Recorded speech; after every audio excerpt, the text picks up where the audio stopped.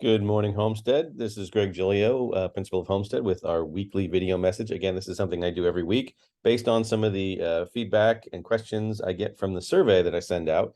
So again, please make sure you're filling out that survey. I messed up the link in the beginning, so you may not have gotten on, but it's all fixed now. So in the email blast, there should be a link to it, and there's also a link in there.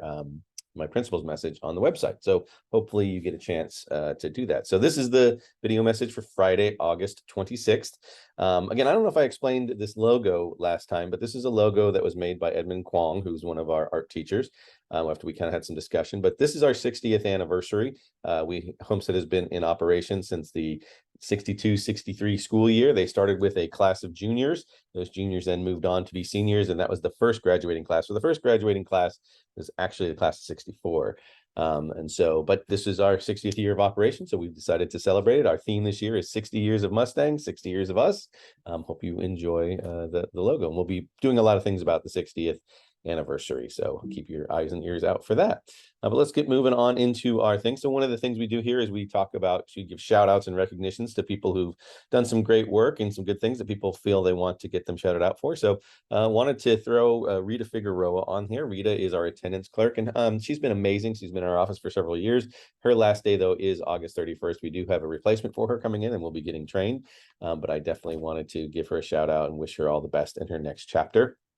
Have to give a big shout out to Toby Mockler and his facilities crew. They have been working hard all summer to get the campus ready to go, again, including getting the new building ready for students and staff to get into. It was a push right there to the end, and it was a little stressful, but they did a great job. So just wanted to thank Toby and crew. And then also wanted to thank Annabelle Alderetti, who is our registrar. We have actually are over projection right now in terms of students. We're supposed to go down about 2,200 kids. We're actually about 2,300 kids. So she has been working hard to get everybody enrolled and ready to go for school. So again, I want to thank her for her hard work at the beginning of the school year here. The first part of after the shout outs and recognitions, we go into questions and concerns. So I had a couple of them. There were some questions about what is the actual procedures for the horseshoe in the afternoon. And so it is the horseshoe in the afternoon. It can be a little frustrating and can be a little difficult. One of the things that makes it difficult is that it is the busiest pickup spot. So again, as you're getting used to your routine here, you might want to find some alternate spots to pick up. Maybe it's the student lot. Maybe it's down the street at by Nick the Greek, or maybe it's down the street at on a street, just not on Homestead and not in front of other people's driveways. And I'll talk about that in a little bit. But one of the things that makes the horseshoe really difficult is that people come early and they wait there, and then nobody can move or get out of there. And so you don't need to get there and wait super early, because to be honest, it clears out pretty quickly. And even if you come 10 minutes after the bell, it'll be more cleared out than it was before. So you might actually have an easier chance picking your student up. So if my suggestion, don't come and wait early. Come a little bit after the bell. And you'll have a little bit more traffic or less traffic to get through. We are asking that people use both lanes, which I know can also add to the backup there. But if we have one lane, it backs up onto Homestead, and that creates some traffic issues, and that can be a safety issue. And we don't want that to happen. So right now we're asking people to use both lanes.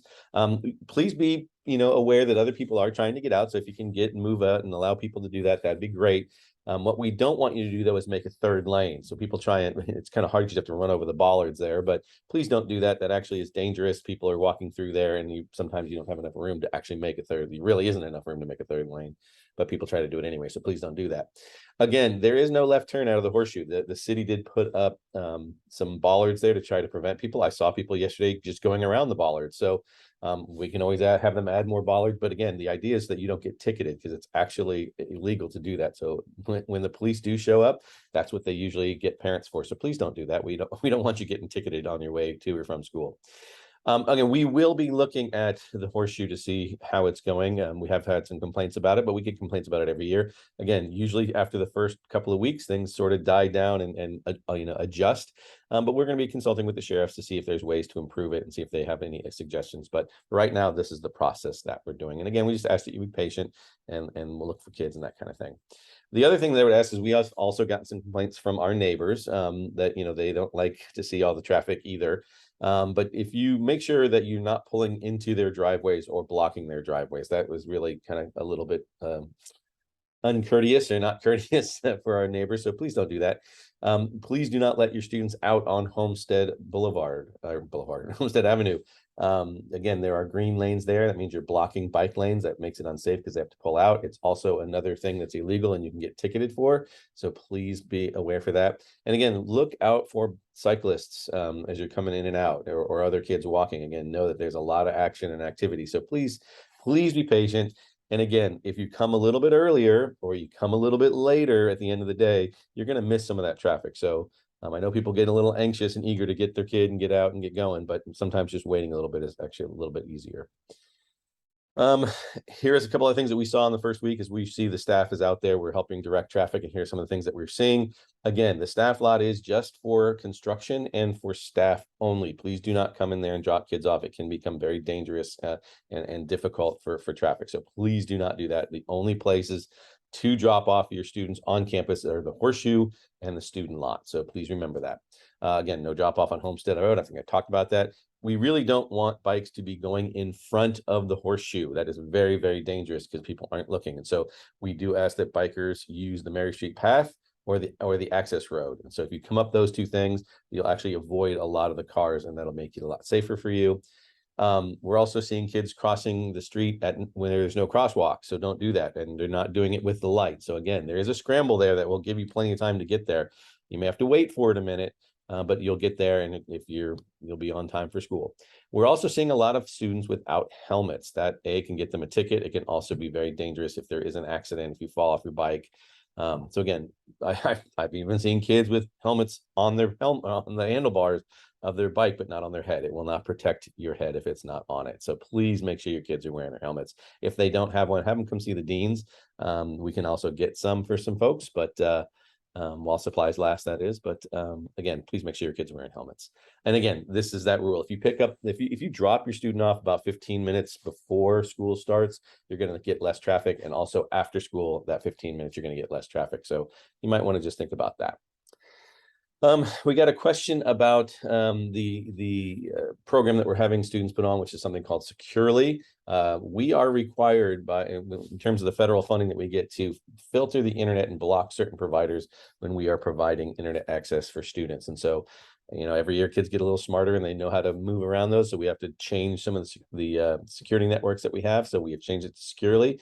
Really, we don't have any interest in your personal data, which is, I know what people like saying, you can see all my stuff. We don't have the time or the energy nor the need to go in and do that. So really, we are only trying to protect our information. This does not lessen the security of your computer. Again, you're not going to have people from the school trying to snoop on you. It's only when you're here doing stuff, and if it hits certain things, it'll block it. Or if we have to actually do an investigation, we do have the ability to go in and track things. So there are times where kids are using the school network and school computers to send some stuff they shouldn't be sending or access things they shouldn't be doing. And so it does allow us to investigate that. So please know that that's another reason why it needs to be on there. Again, in the long and short of it is that this kind of software helps our network stay safe, and it keeps them running because it filters off the things that slow down the network or take up space, and that could be inappropriate and not for use at school. So just know that that's part of it. Again, probably another way to think of this is, when you're inside a physical classroom, there are certain things you just can and can't do. And you're not allowed to play video games. You're not allowed to stand up and start stumping for politics. You're not allowed to send abusive things to other people. So the virtual classroom is the same issue. So we're trying to keep those areas safe, because we're asking kids to jump on those networks and to do work. And so they need to be safe and secure. So please know that's the whole reason. There is no other nefarious reason to do so. So I know that, again, every year when we put something out there, it gets people nervous, but really we're just trying to keep our network safe. There was a question about people are concerned about poor cell service on campus. And again, this could be part of that issue, that if you are using the campus Wi-Fi on your cell phone, then some of your services may get blocked. So it may not be allowing you to go certain places. So again, you can use your own data plan if you want to, and bypass ours if you're using your cell phone.